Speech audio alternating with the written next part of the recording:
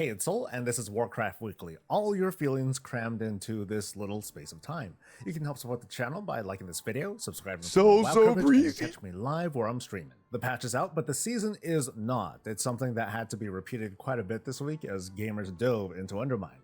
We noticed a few distinct kinds of reactions this week, but they don't make up the whole. You and I and the guy in the hood behind you have had very different experiences, expectations met or missed. So what are people saying about Undermine so far? First, it's a fantastic zone. Hey, if you're Neo. into that goblin vibe. Look at that. As one of the last few locations that have yet to be explored from the early Warcraft franchise, fans have reacted really well to this living city. Every inch of Undermine drips with personality, from the highly detailed interiors, to the goblin manufactured skybox, to the consequences of their actions, this daily life in a satirical capitalist dystopia.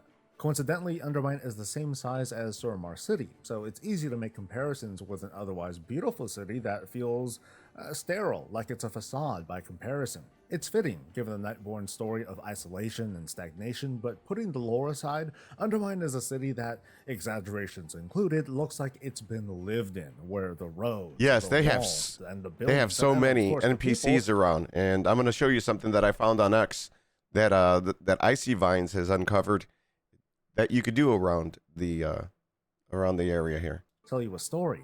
I think it sets a new bar for city development, and players who were not interested in goblin lore, okay, the opportunity is missed, I get it, but it's thanks to Undermine a new standard is being set for creating a zone that doesn't pull any punches with its expression. It feels alive even before our characters take part in the action, and it's so detailed that it feels like you're seeing something new each time you drive by. Of course, like all things MMO, repetition will grind that luster down, but today, even after a few months of testing, it's such a refreshing look to be part of the city. I mentioned driving, and understandably the drive system has been a mixed bag. Some gamers have been absolutely loving the feeling of zipping around in a roadster tuned way too fast for this space. We can call it a goblin thing, but I don't think it's a great excuse for people who have struggled or just don't like the kind of vehicle speed and, well, they just prefer to steady fly their way around. I was on my own roller coaster of reactions. Like early testing, I had to stop driving because I was getting motion sickness, but since then, while I've had my critiques, I've gotten used to driving. I had to tell myself to think of driving around Undermine like the old racing games where I didn't have an analog trigger to accelerate and had to kind of like tap the gas to keep control. Also, and I think this should have been the default installation, there's a slower engine available when you first get your ride. Yeah, that is something that you guys had to show me. So I didn't know that this was available, and it does if you have trouble with the way that the fast turbo engine is like to do. I also didn't know that there was a turbo button right here that mine was a question mark. So if you hover, it'll give you the turbo engine that you could install. It's very cool. And definitely something you want to get into using if you're going to be doing the races around the zone. Choosing it will cut your top speed to about 400% run speed. That's almost half of what the default engine is. This will make the drive experience slower but more manageable for people who just want to go faster than their regular mounts, but not that much faster. I also think it would have been a good idea to take some extra time like with dragon riding and give optional driving lessons to get players not familiar with this sort of gameplay, get them used to the controls. We shouldn't expect drive though to be like skywriting, as in, oh my god, it's so transformative, we're gonna drive everywhere now. No, it's not gonna be like that. I feel like it leans into gimmicky territory, as in, yeah, it's gonna be used in Undermine, but probably not everywhere. But what I'd like to see in the future, in like a more limited scope, tracks added to older zones just like the skywriting cups. It can have that early 2000s pop-up street racing vibe with a sprint down Mount Hyjal all the way down to Winter Spring. We can turn the Make it like Midnight Club. Make it that'd be fucking cool. Make it like Midnight Club. Let's go. ruins of AQ into an off-road track, or blast down the Barrens, or suck it up and race through the mall with another Eye of the Jailer trying to knock you off. I mean, yeah, sure. Back to reality though, I personally enjoy the slower speed, and I'm just cruising around doing donuts in front of the Intercontinental while vibing to the music, which is fantastic. I strongly advise having your music on when you're down here. And let's hope like a year from now I can chill in my house listening to these tracks on a jukebox or something. But what about the content? What about the actual things to do, the excitement of progression? For some players, that excitement was replaced with confusion, as Blizzard sent, well, they tried to send mostly clear messages of what is and isn't happening, but folks were hung up on the details. When the War Within launched, Mythic Zeros weren't accessible at all. Mythic Plus would be in the second week of the season with Mythic Raids, and changes to all that stuff was gonna come in Season 2. You know, more experiments, more firsts that we need to contend with. And then for technical reasons Blizzard didn't mention until after this patch went live, Season 1 gear could no longer be upgraded, and it came off as a very unpleasant surprise. While the impact isn't as big as some are trying to make it out to be, the confusion there, it's legit. I hope things improve next time, but admittedly we have had worse than this 1 week of awkwardness. Like, I remember the before times when we had to wait 3 months after Broken Shore opened up to finally get into the Tomb of Sargeras. We waited 6 weeks after patch 8.1 to defend or attack the Zara lore, and since that time the preseason has been limited to 1, maybe 2 weeks. Now I suppose that's a bit too long of a wait for those who felt Season 1 of The War Within was too long, but actually, it was one of WoW's shorter seasons. Up until this week, content creators up and down have been hammering it into folks that despite the distinctions between the patch and the season starting, your best play is to settle all your business before the patch and then gather up a pile of Valor Stones or something this week in prep for Season 2. Segments of players have been kicking up dust over this 1 week before the season gets into gear, like, oh, it's a delay, it's time gating, yada yada. On the other side of the argument are those who point out not everyone is a sweaty gamer rushing to get into keys and raids and delves, and there are points to be made about ensuring a See, but to me, my perspective is this: just open everything up on patch day, and for the people that aren't sweaty, they will do what they always do. They will always play at their own level, at their own time. When they have time available and they're not doing the many other things or playing other games. But the people that only play this game, like I and many of you out there, they should really just let it all fly right off the rip. Stable launch, and well, maybe 7 days isn't too much to ask for. Now I kind of see what's going on here.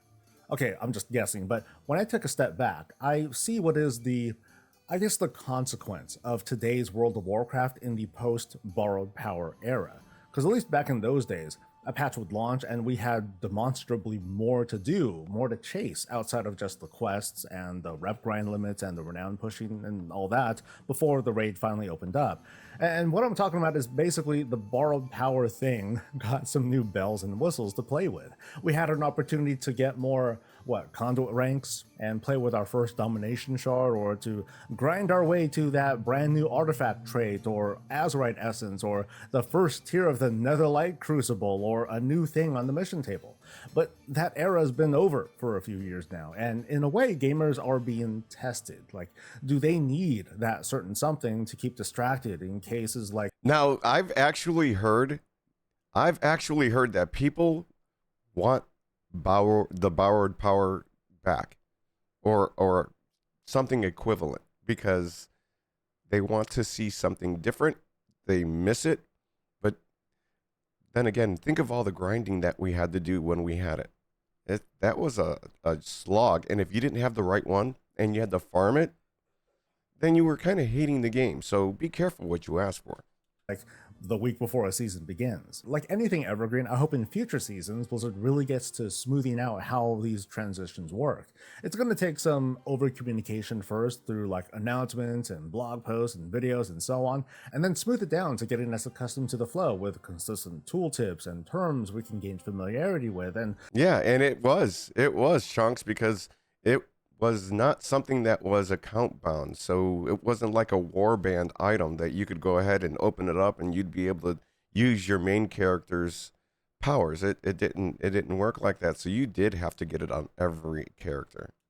The community will do the rest, answering questions for gamers with confidence, because I admit I had to do a lot of bending over backwards over things that I was not sure about. A few bits of news have us taking a peek at the future of World of Warcraft. These are just small things though. In a few weeks, usually just after the Race to World First, we get news of what's next for the game. In this case, it's going to be the 11.1.5 patch, where we guesstimate it's going to release towards the end of April.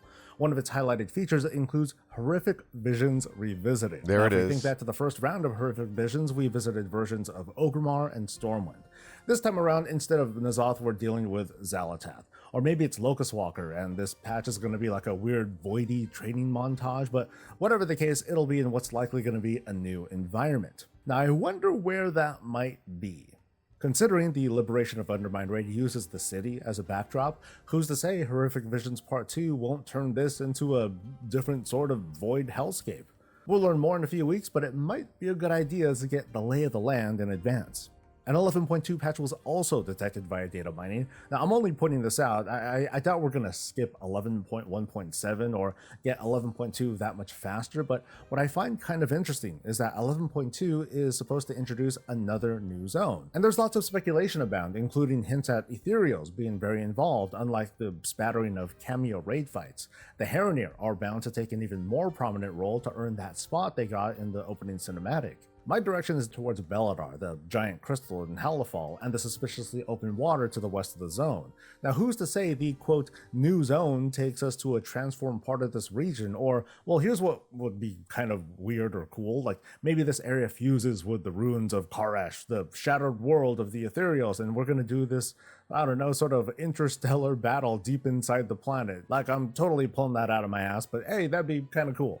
And I finally want to soft confirm what we already know about what's happening towards the end of this year. In an interview with Game Reactor, Holly Longdale points out Legion as her favorite expansion, and that's, quote, for the Legion we're remix. going to be going back there and experiencing it in a new way. So I think we can push whatever doubts out of the way. The Legion remix is happening, but we don't quite know how exactly. The Mist remix set the standard, and the formula might be copy-pasted with a few twists regarding Legion legendaries and artifact weapons and other appearances, all of them earned via bronze. Now, after their statements about challenge mode dungeons from Mists of Pandaria remix, I can't see the original artifact appearances from the Mage Tower being a thing, so I'm sorry, but I'd rather mentally prepare you. Of course, though, I could be wrong. I'm also trying to keep an open mind here because, well, I mean, who's to say that the Legion remix will be another currency-based infinite power grab?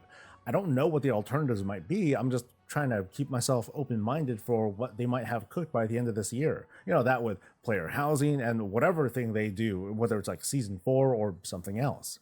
That's going to be the show, and I want to pass this off to you. How's Undermine been treating you? Are you part of the crowd who's just jumping in now after the shakiness of the first few days? Because, I think it actually didn't feel so bad. I think it's going fine. And are you ready for Season 2?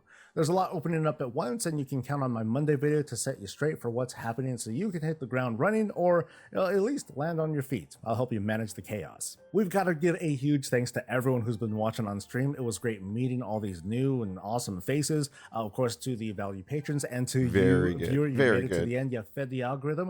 And now, if you don't mind, please like the video. Please like it, helpful, share, subscribe. For more wild Let's coverage. go. Catch me live, and I'll catch you later. Stay safe, stay healthy, and stay breezy.